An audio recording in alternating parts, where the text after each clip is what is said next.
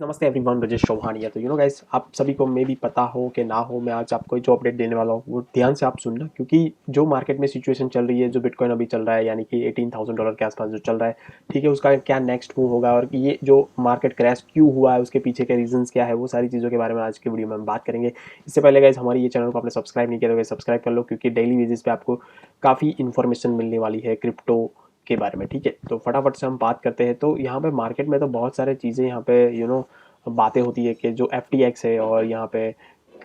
Binance है, right. तो FTX का जो प्रॉब्लम हुआ था, ठीक है, बाइनांस के साथ जो मतलब कंट्रोवर्सी जो चल रही थी, उसमें FTX काफ़ी यहाँ पे ट्रबल में चल रहा था, ठीक है। और उसके बाद यहाँ पे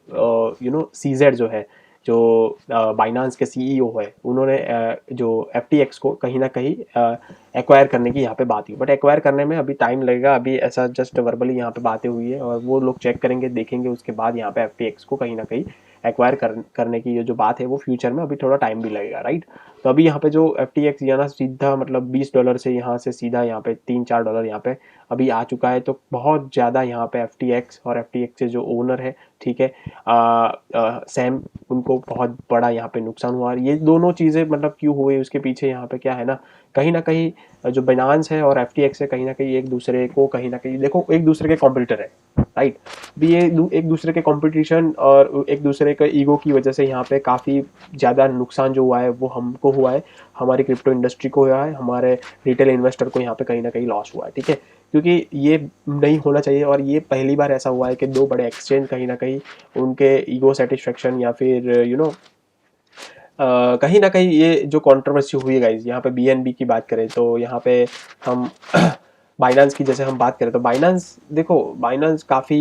एक्सपीरियंस और स्मार्ट है। और कहीं ना कहीं हम FTX की हम बात करें तो FTX जो 2020 में जब स्टार्ट हुआ, राइट, और कहीं ना कहीं बहुत सारी जगह पे उन्होंने कॉन्टेक्स्ट और पॉलिटिकल चीज़ों में भी उन्होंने इन्वेस्टमेंट किया है। फिर यहाँ पे आप देखोगे तो जो 2020 यहाँ पे IPL वगैरह, उसमें भी यहाँ पे इन्वेस्टमेंट हुआ है FTX का, काफ़ी जगह पे आप FTX को देखोगे, राइट। तो FTX कहीं ना कहीं बहुत ही अच्छे से यहाँ पे ग्रो हो रहा था और कहीं ना कहीं बाइनांस की भी उनकी उस पर नज़र होगी, डेफिनेटली होगी, क्योंकि देखो आपको पता ही होगा कि आपका कॉम्पिटिटर कौन है और कितना आगे यहाँ पे बढ़ रहा है। तो कहीं ना कहीं FTX जो है गाइज, काफ़ी यहाँ पे एज अ मार्केट कैप की वजह से इन फ्यूचर आने वाले बुल रन में कौन एक दूसरे को यहाँ के पीछे ले जा सकता है, उसके हम बात करें तो FTX एक ऐसा एक्सचेंज था जो आने वाले फ्यूचर में बाइनांस को बीट कर सकता था। बट बाइनांस की भी उस पर नज़र थी और कहीं ना कहीं बाइनांस भी यहाँ पे FTX पे ऊपर जो यहाँ पे जो उनके जो एक्सचेंज है उस पर यहाँ पे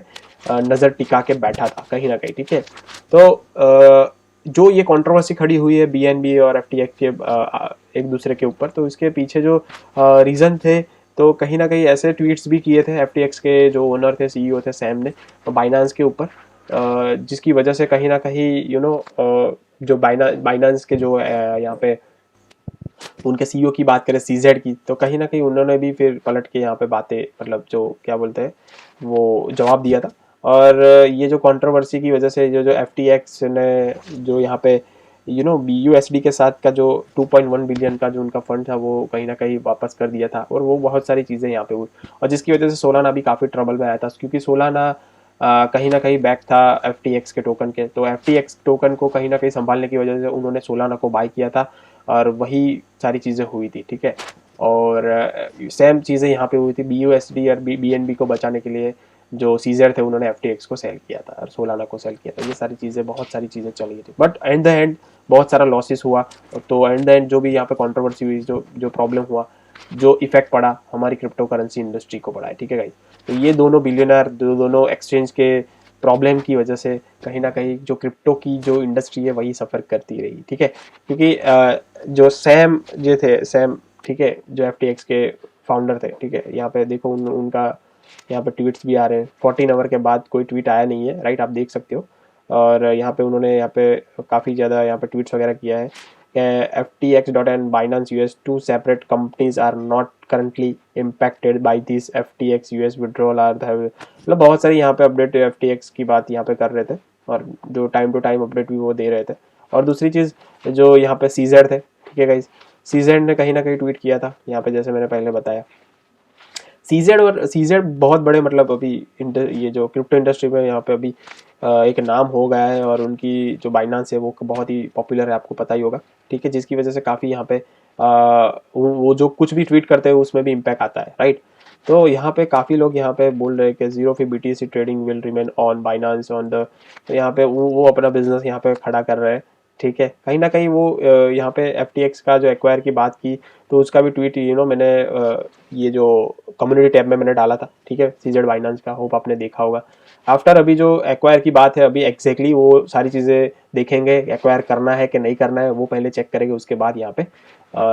डिसीजन आएगा कि FTX को एक्वायर करना है कि नहीं, ठीक है। बाकी ये दोनों की बवाल और ये दोनों की कंट्रोवर्सी की वजह से ये जो यहाँ पे बिटकॉइन है, उसने भी यहाँ पे $70,000 का जो बॉटम है वो टच किया, ठीक है, न्यू बॉटम यहाँ पे जनरेट किया। और यहाँ पे ये जो सपोर्ट था कहीं ना कहीं यहाँ पे वो सपोर्ट पे अभी ट्रेड कर रहा है, यानी कि $18,400 के आसपास अभी ट्रेड कर रहा है BTC, राइट। तो ये कंट्रोवर्सी तो देखो है, और यहाँ पे अभी जो मैं आपको सजेस्ट करूंगा कि अभी कोई ट्रेड मत लो, अभी अभी